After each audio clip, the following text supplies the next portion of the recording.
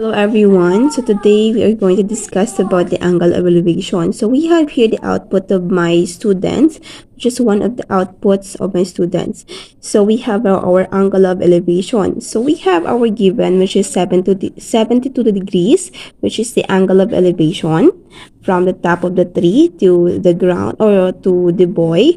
Next we have the distance from the boy to the tree is 8 meters, and then we are going to look for the distance of the top of the tree from the ground.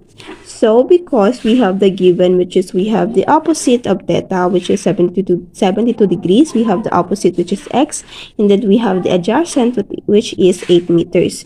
So we are going to use the trigonometric ratio, which is tangent. We have our tangent, which is equal to opposite over adjacent, or TOA. So we have our opposite, which is x. Then we have our adjacent, which is 8 meters. So we have our tangent, which is our theta is tangent 70 degrees, is equal to our opposite is x, adjacent is 8 meters. So we are going to cross multiply.